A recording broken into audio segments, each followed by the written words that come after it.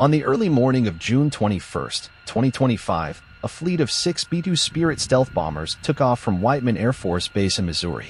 Their mission was unprecedented in scope and complexity, to strike Iran's most heavily fortified nuclear sites, including Fordow, Natanz, and Isfahan. This was not a lone operation. Accompanying the B-2s were over 125 aircraft, supported by a barrage of cruise missiles launched from U.S. nuclear submarines lurking underwater in the Persian Gulf and the Arabian Sea. The goal was clear: to deal a decisive blow to Iran's nuclear program. Flying nearly 7,000 miles from central USA to the heart of the Middle East is no simple task. The B-2 Spirit is a marvel of stealth technology, but also a massive aircraft, with wingspan nearly 172 feet and a high fuel consumption rate. To reach Iran's airspace and complete the strike, the bombers relied heavily on mid-air refueling by KC-135 Stratotankers. These aerial fuel trucks extended the range of the bombers, allowing them to remain airborne for over 30 hours if necessary. But refueling operations are complex and risky. The KC-135s require their own escorts. Fighter jets like the FA-18 Super Hornets and EA-18 Growlers provide critical protection, jamming enemy radar and intercepting potential threats to the tankers and bombers. Together, this network of bombers, tankers, fighters, and electronic warfare jets created an intricate ballet high above hostile territory. Despite their impressive range, pilot fatigue remains a major concern for missions of this length. To mitigate this, the U.S. deployed several B-2 bombers closer to the region, at Allied airbases in Qatar and Diego Garcia, a remote but strategically vital island base in the Indian Ocean. Forward operating bases like Andersen Air Force Base in Guam also supported the mission by positioning additional aircraft and logistics closer to the theater of operations. This strategic placement allowed pilots to rotate and ensured that the bombers could reach their targets with fresh crews, maximizing operational effectiveness. Meanwhile, U.S. Navy aircraft carriers positioned in the Arabian Sea launched their own air wings, primarily FA-18 Super Hornets and EA-18 Growlers, to establish air superiority and protect the strike package. These fighters cleared a path through Iran's layered air defense systems, engaging radar installations and missile batteries to suppress enemy capabilities. Electronic warfare Growlers emitted disruptive signals to blind Iranian radar and communication networks, creating a fog of electronic interference that confused enemy operators and prevented coordinated responses. The B-2 Spirit remains one of the most advanced stealth bombers ever built. Its radar-absorbing composite materials, unique flying wing design, and heat signature reduction make it nearly invisible to enemy radar. Flying at altitudes exceeding 50,000 feet, the B-2's silhouette blends with the night sky as it silently crosses hostile airspace.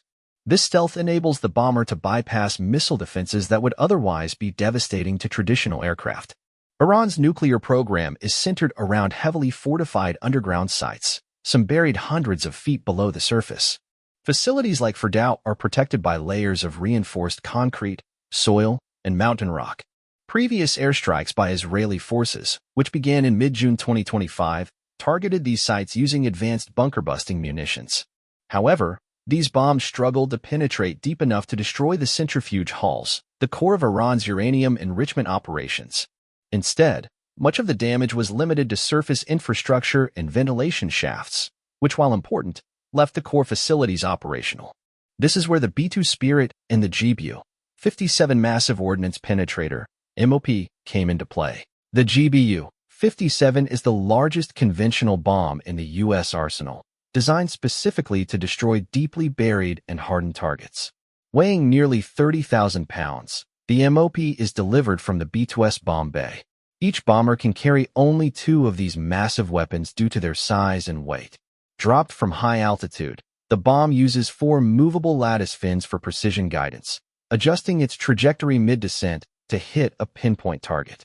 Unlike rocket-assisted weapons, the MOP relies solely on gravity and fin adjustments to penetrate up to 200 feet of reinforced concrete and earth before detonating, creating a localized earthquake-like shockwave. As the B-2s approached their targets, Iranian radar operators struggled to detect the stealth bombers amid a sea of electronic interference created by Growlers. The FA-18 escorts maintained tight formation, ready to engage any interceptors that attempted to approach. Once in range, the bombers released their GBU-57s over the designated sites. These bombs pierced deep into the ground, destroying centrifuge halls, underground control rooms, and critical infrastructure in a single strike. Iran's aging fighter jets and surface-to-air missile systems posed a threat, but were hampered by sophisticated U.S. countermeasures. EA-18 Growlers flooded Iranian radar frequencies with static and false signals, jamming their communications and blinding their targeting systems.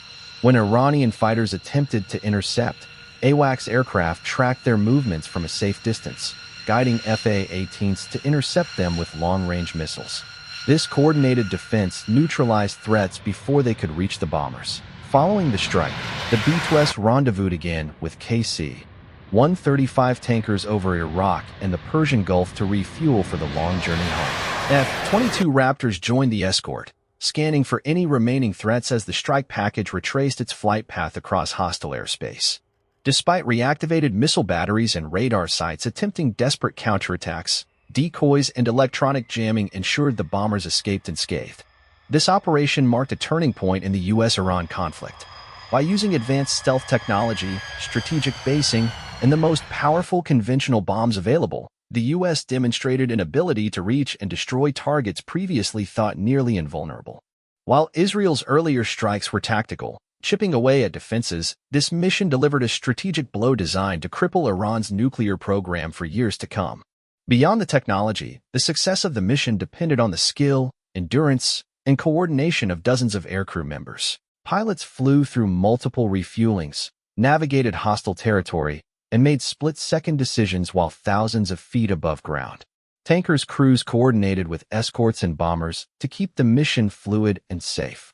This strike highlights how modern air warfare blends stealth, electronic warfare, precision munitions, and global logistics into seamless operations. It raises questions about how Iran will adapt, whether through enhancing underground facilities or improving air defenses. The use of the B-2 and GBU-57 also signals a new era in precision strategic bombing, one where deeply buried targets are no longer safe from aerial attack. If you want to stay updated on this story and get deep insights into military technology, global events, and emerging trends, don't forget to subscribe and hit the notification bell. This is Fact Rush, where we bring you the facts behind the headlines, fast and unfiltered.